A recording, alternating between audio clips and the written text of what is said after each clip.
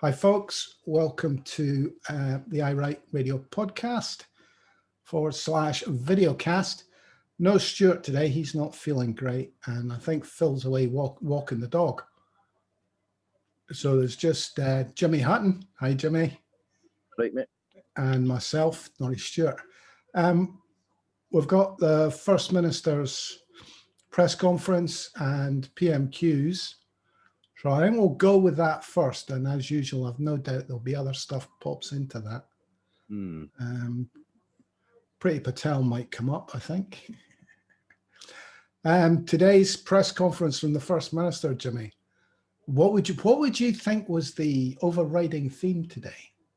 Well, the press were absolutely desperate, choking to be able to print tomorrow morning or this evening or chuck it online tonight to try and be first.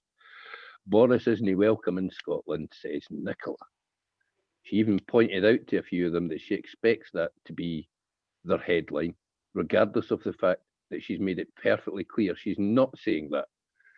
But we'll see. I think the guy in the Telegraph might have to come up with a new headline, because she actually challenged him specifically and told him what would be in the front of his newspaper, and then said tomorrow she'd apologise if that's not the case. Something along the lines of Nicola Sturgeon says Boris isn't no welcome in Scotland. There'll be no welcome in Scotland somewhere in it anyway. But it's a fair point. I mean, to travel for a photo opportunity is hardly essential at the moment. Yeah, but you've got to remember how egocentric Boris is, and frankly, now that he's Prime Minister, he'll consider that everything that he does is essential, even going for a...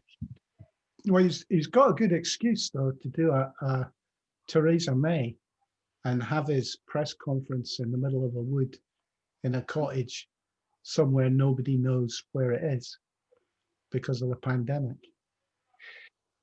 Aye, this could be the one day where he blows away expectations and turns up in a city centre somewhere, particularly if the city centre is really quiet. Empty, yeah. I expect to see the usual Twitter stuff. Boris Johnson cars being seen. Yes, aye. There'll be panic merchants telling you to jump on a bus and go and protest Boris in probably every city and most towns in Scotland tomorrow. So the other big theme running through it is the quarantine hotels thing. Aye. As we are recording, Boris is speaking in Parliament, making an announcement that Nicola seems rather unhappy with. She doesn't think it goes far enough. So we're going to have the tweaking around whatever he's announced over the next few days, and an announcement next week, according to Nicola. So, I mean, it could work. It could have worked last. Well, her argument, June, you know, her argument was certainly that it was a mistake not to have locked down in incoming travel. She seemed quite definite about that, so I presume there's data supporting it. Yeah, and we did see, was it last week we saw the data that said basically that Scotland had it down to virtually zero last summer, and the genomic data is clear that it came back up from England or from people travelling through England. So, for Scots going to England and bringing it back, yeah, there's no way yeah. Really is. I suppose the other question about it is, where's the money going to come from? Give me 1 sec, mate. I'll be straight back. Sure. Well, I'll carry on. Where's the money going to come from if the Scottish government have to end up paying for these hotels? I don't suppose they've got a lot of spare cash floating about. Jimmy and I were discussing earlier on that maybe you could get lucky and end up in a hotel at Loch Lomond or the Great Glen, something like that. So we were pontificating, Jimmy, were we not? Sorry about that. About having a COVID quarantine trail So you'd have 24 hotels scattered over Scotland and a bus of people in quarantine spending a couple of days at each. The COVID tour. Yeah, I think, I mean, I've got friends, quite a few friends that work in the tourist industry, mate, and I'm also a member of what I'd call a major Facebook page. It's got about 30,000 members interested in Scottish travel. And I think we're going to see an implosion if there's major restrictions, because a lot of foreigners who cancelled trips last year have effectively been given credit notes to come this year. They've not been given their money back. So if they've got to cancel again next year, which they will if there are major restrictions, Yeah. I mean, seriously, why would you come and sit in a hotel for 10 days before you could tour Scotland for 10 days? Because most of them come for 3 weeks. They want to see Scotland in 3 weeks, you know. I think you'll see businesses going under. The major hotels will like it because that's where they'll stay. They'll stay in travel lodges. They'll stay in ibises and stuff like that, close to the airports. So they'll make a few quid. But all the wee B&Bs, all the wee tour companies and stuff like that, if Scotland shut down again this summer, they go under. I wonder if there is a way to actually do it where you can spread it, where you basically say to people, you know, right, you've got to isolate, you've got to stay at this one location. Here are your options. You get to travel to that hotel. That hotel agrees to be an isolation hotel, if you like. I mean, I wonder if they can think that far out the box. Is it even possible to organise? Yeah, I'm not sure it is, because the minute they hear isolation, quarantine, you're probably looking at 75% of people who choose not to travel. So maybe more than that, you know. So the small numbers that do travel, I'm sure there would be ways to manage that, but I think it might be too little too late by then. As I say, a lot of the money's not been handed back yet, mate. I've seen one in particular, somebody who'd paid a hell of a lot of money, had all kinds of promises, and then bang, the company in question's filed for liquidation. They're looking at losing thousands of pounds. I think if they're going to write off this summer, they're writing off maybe as much as 50% of Scotland's tourist businesses, because you can't go 2 years with no money. Nobody can. And what the government's offering, I know that Boris likes to keep going on that is unrivaled in the world. Well, you'll forgive me, but the Irish pay people twice as much per week as we would ever consider doing. So that's a rival, and that's just 150 miles west of our west coast. What they pay doesn't come close to covering what people need, and it never would. It never would, you know. No, and I mean, I'm hearing. In fact, was it not you yesterday that was saying some of the big brewery chains are snapping up the wee boys as they go down? Yeah. We're going to see a lot of that. We'll see a lot of consolidation. It's a shame, mate. See, and I mean, it's not. You can't blame the government for the pandemic. You can just blame them for the response to it. Yeah. But there's so many fabulous wee craft industries that have sprung up over the last 5 to 10 years. You know, I mean, just in for one example, Harriet Watt. It's only about 15, 20 years ago that Harriet Watt started that course in distilling and brewing. And look at what's come out of that since. You know, look at the amount of craft breweries that there are, the amount of wee places making gin and vodka and that presumably some of them will go on to turn the alcohol into whiskey over time, but they're making rum in that now, you know what I mean? So that whole industry could collapse, because if there aren't people here to buy it, where did they get their sales? And the amount of drink that got bought as presents at Christmas. Mm-hmm. Although, obviously, with the pub shut, it's going to be a drop in the ocean. Right. What about PMQs today then? You watched it? Or the Did first watch it, mate. I found it a tad disappointing. I think Keir Starmer maybe should have just taken the day off and let Angela Rayner go, because Boris is quite happy to speak to people remotely because they can't barrack him. You see, when Keir Starmer sits in front of him, the last few weeks, and just laughs at the nonsense that's coming out his mouth and shakes his head and tells him he's talking rubbish and that. Boris gets off flustered and what have you. He can't cope. Today, it was easy for him because Keir Starmer's mic gets switched off the minute he's asked the question. And Boris basically, again, he kind of walks the line and not even answering the questions that he's asked, but he's got pre-prepared scripts to read out, knowing roughly what's going to be asked. Yet another week that the Speaker had to remind him that it was Prime Minister's questions. Aye. You know, there really should be some sanction for not answering questions.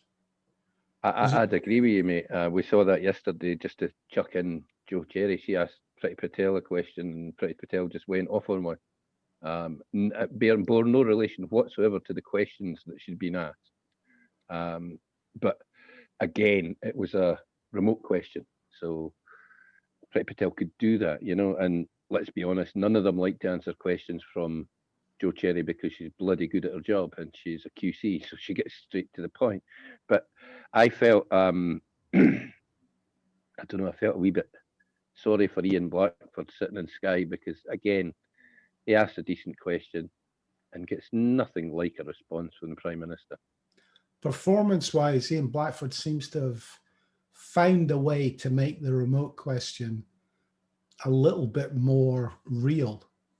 For a while, it was like he was pretending he was standing in the chamber, and that just didn't work. He was really struggling at one point, but he seems to have upped his game of late. The one thing that I'd say about today, you know, we passed 100,000 deaths yesterday in the UK, and there's no getting away from the fact, I mean, unless you're a supporter of the Conservative Party, there's no getting away from the fact that there would have been less deaths if this government had dealt with the pandemic better. There's just no getting away from that. From PPE, from care homes, all the way through, they've made mistakes. The amount of U-turns they've made, opening schools, shutting schools, opening them again for a day. And Boris isn't held to account for that because there's only about 30 people sitting in the chamber and half of them are on his side and would defend him. He'd defend them if he picked up a child and beheaded it at the dispatch box and then proceeded to eat from the inside of its brain. They would still defend the man. I always try with this one. You're kind of pushing at an open door. Okay, we weren't prepared, but nobody was prepared. I think the real criticism here is the speed, is the attitude.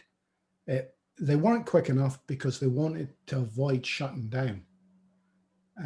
They thought that was the way to save business. Mm-hmm. And I always remember the first time Nicola Sturgeon said, the way to save business is to kill the pandemic. Shut down now, shut down hard. Yeah. And that's the way to do it.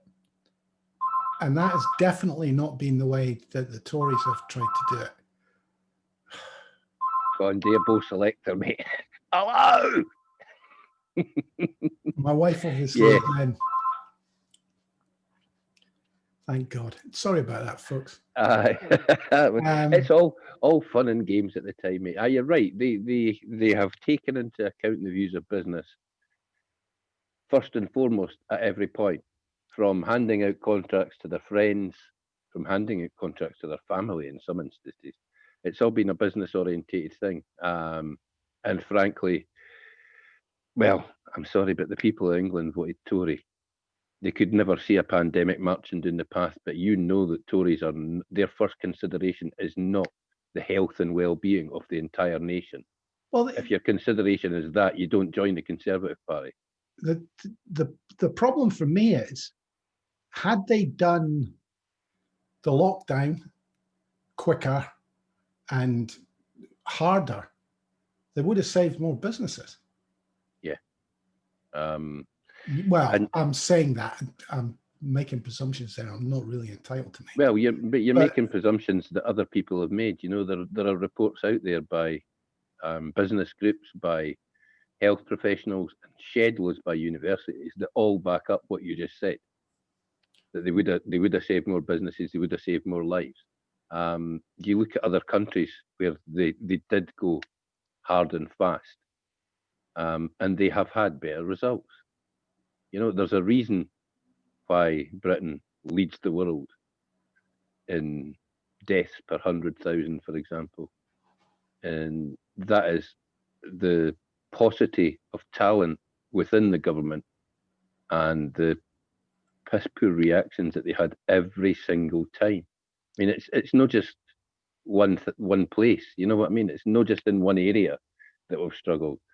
And brilliant, they're busily blowing their own trumpet because they are further ahead than anybody else on the vaccination program. But the vaccination program is not going to make a blind bit of difference to having to shut the country down for the entire summer, which it now looks more and more likely they're going to have to do. Well, I wonder if we're going to come out of this too quick because of the vaccine.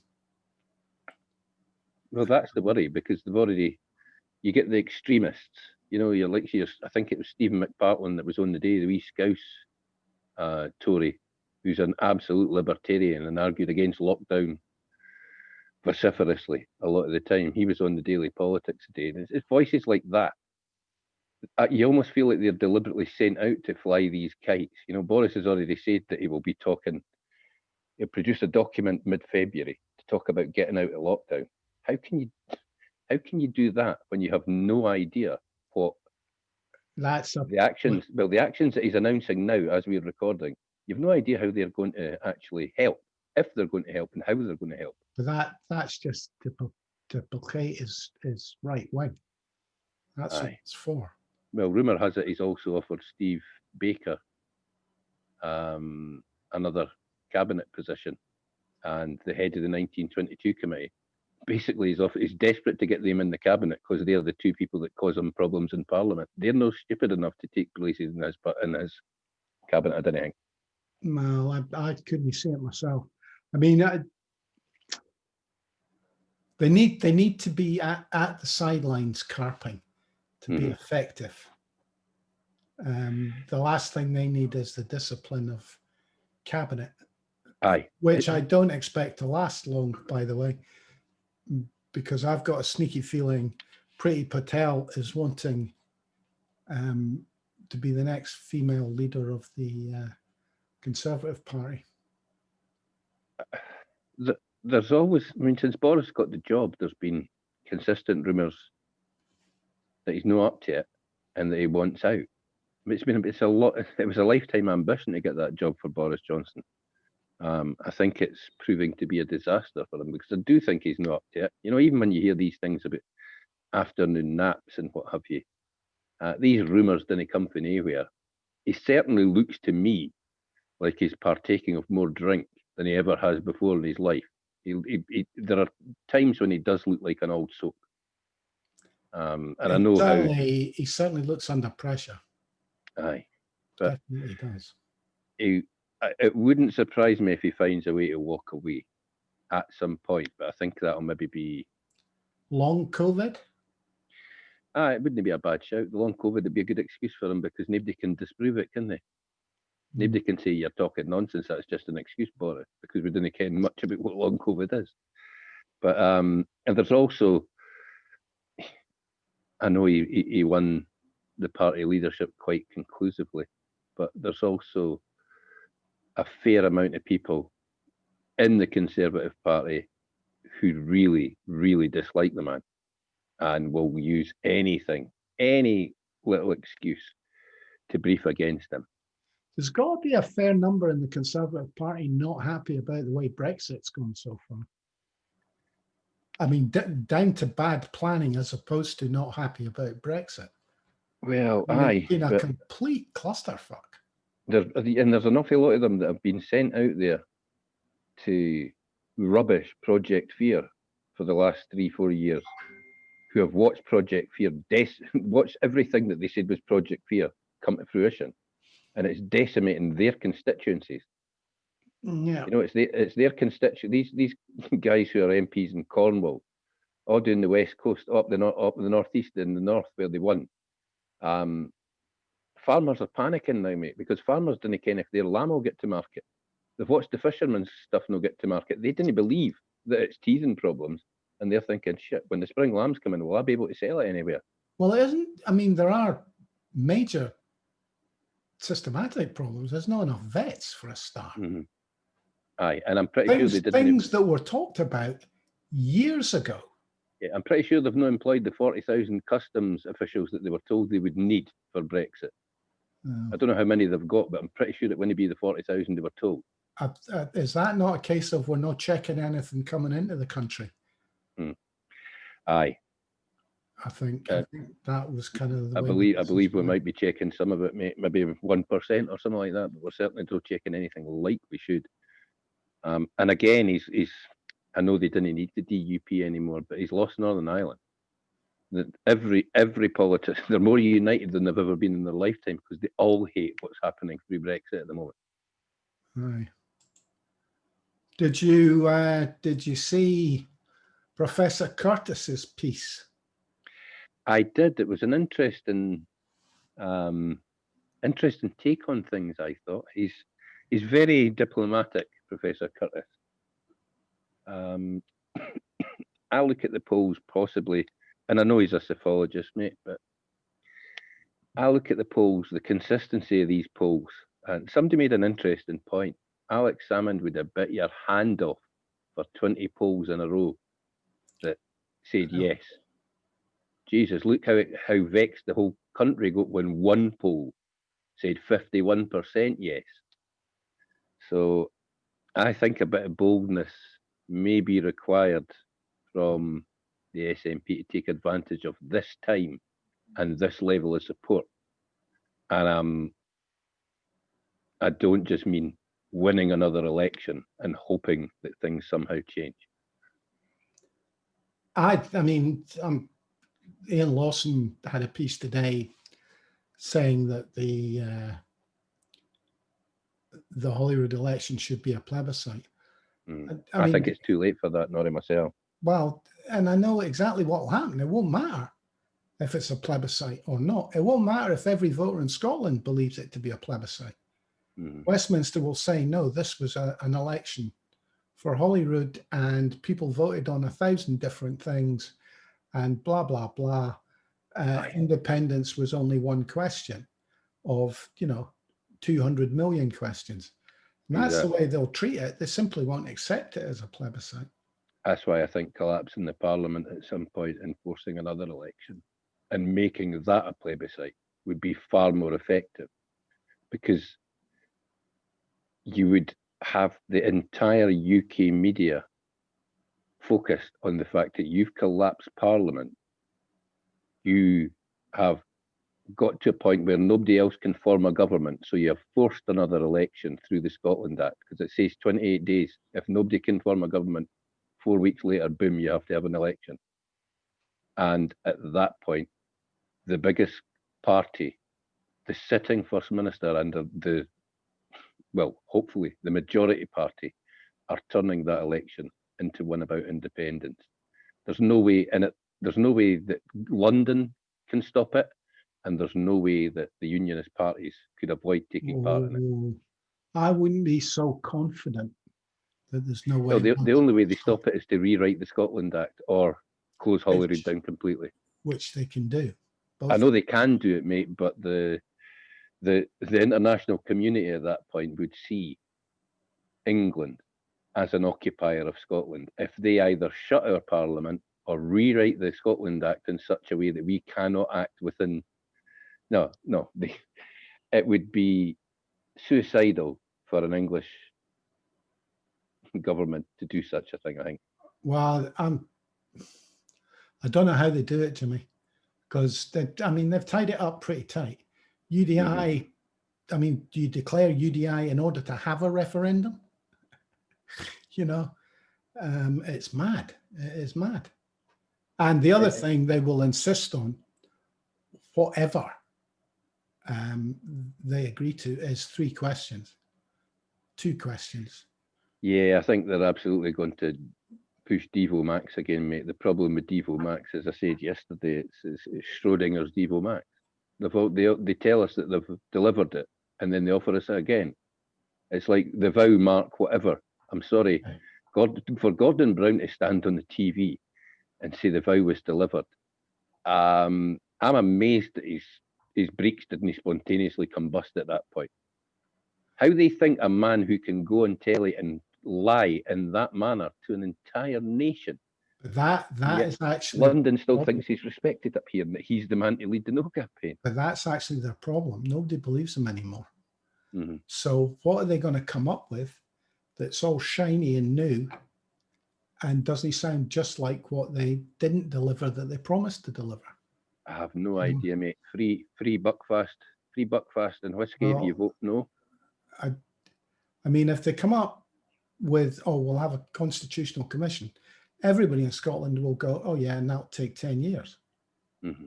You know, and like you said the other that's day, really everything they want to do is delay. Aye.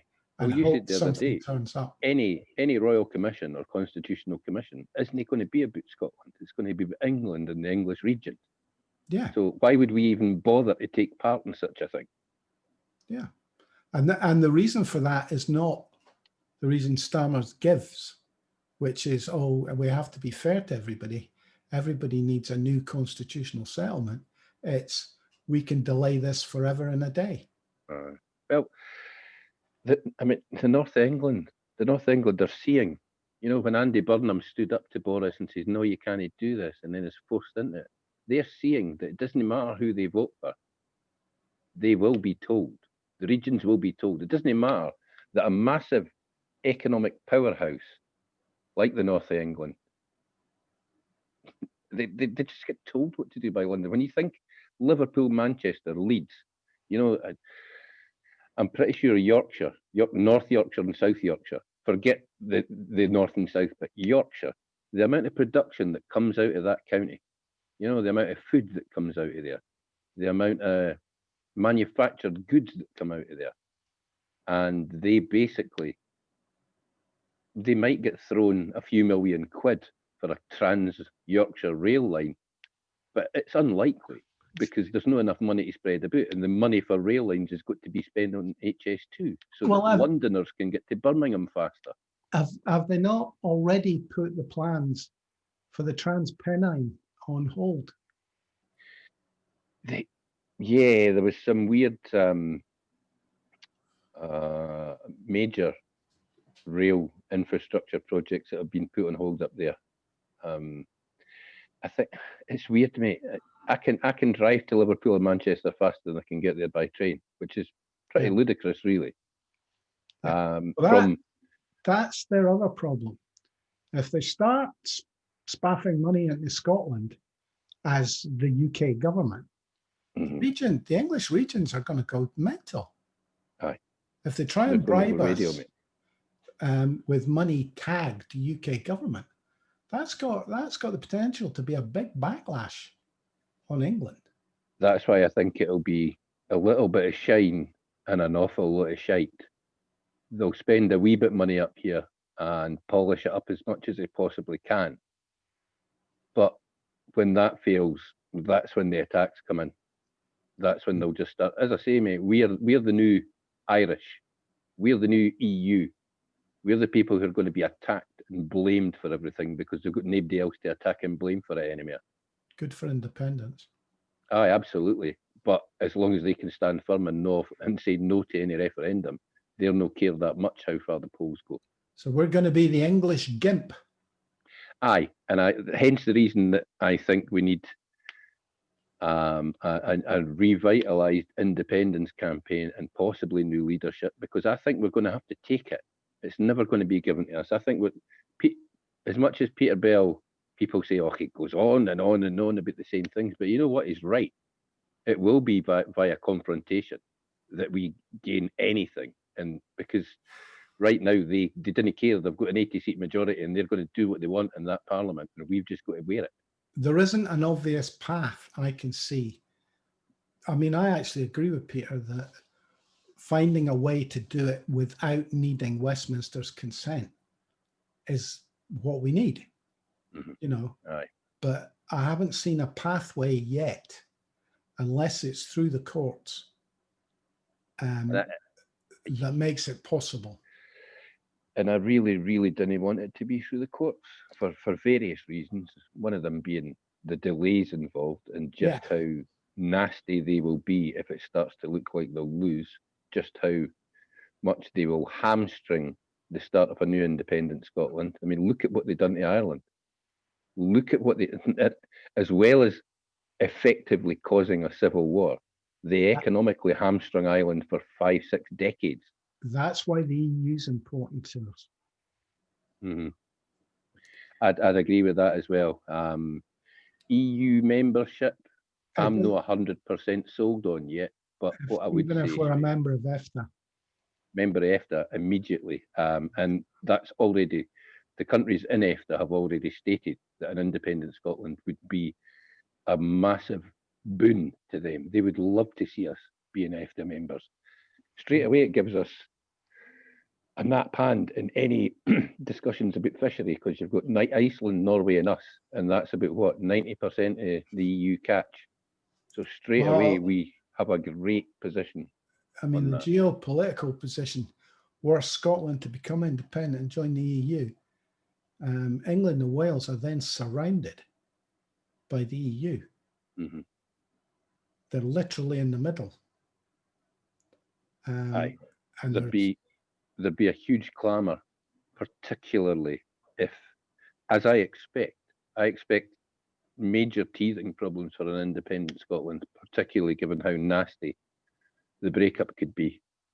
But within 10, 20 years, Scotland would be, we'd have had all, in fact, I expect in the first decade, Scotland to get all the economic growth that it took Ireland 4 or 5 decades after they joined the EU.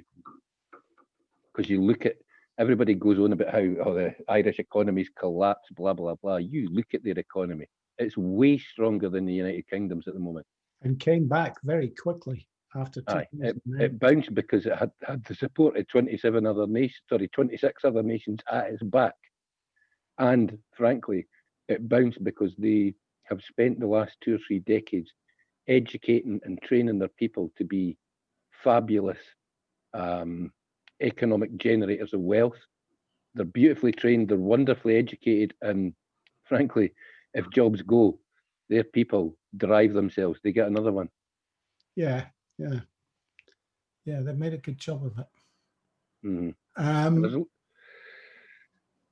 Where are we going next? Well, I was about to give you the opportunity next. Right. Did you see the wee Twitter spat yesterday about Joanna Cherry? No. Oh, it was the bold, what's her name? Oh, God, her name's just escaped me. That one for, she was the equalities officer, Fiona Robertson. All right, yeah. She had another pop at her through Out for Indy. She's now been made Out for Indy's director or whatever. And she's also their delegate onto the NEC. So after being voted off the NEC, she has decided to found the back door.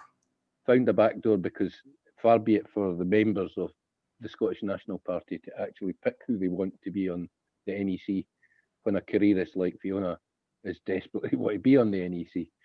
But she had another pop. Jo Cherry, basically, she went a bit nuclear and got straight on to the convener of the disciplinary panel and says, by the way, I'm sick of this, get this sorted. So there was a daft wee Twitter spat about it, but it doesn't concern me, mate. I'm not a party member. But it always interests me that, as I say, an equalities convener, for example, and I've no idea the lassie's educational background, but why is she trying to school an eminent QC? And a couple of them did. A couple of them told Jo Cherry that it wasn't defamatory, what had been said, and that Jo Cherry shouldn't be supporting a particular person that she... I didn't get into it far enough. It was Sarah Phillimore, who's since been banned from Twitter, I believe, or had her account suspended. But Twitter are a remarkably woke company when you look at who they ban. Yeah. And it's no surprise, given that they're based in Palo Alto, along with Facebook and that. You know what I mean? That's the centre of the woke universe for a lot of people. So the fact that Sarah Fillmore's been banned for Twitter, is that necessarily a bad thing? Because she spoke her mind on various issues that these people didn't like people speaking their mind on. They're far more interested So in I silence. take it this was spat about the GRA. It was, but Sarah Fillmore, I think she got banned for anti-Semitism, mate. But it's that same.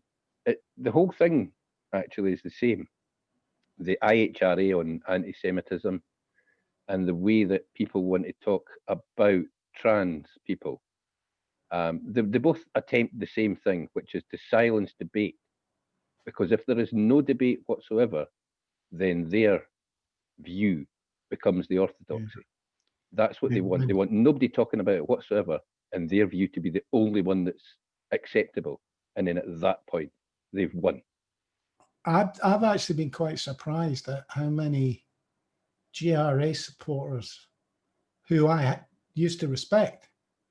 I mean, I can see their position fairly well, and how ready they are to shut people up. Aye, you know, it's you hate to use the F word, mate, but it's very fascistic to decide that your opinion's the only opinion that holds any weight, and that everyone else must be silenced. Yeah, and if there is a solution to be found, they're not helping find it. So Absolutely, aye.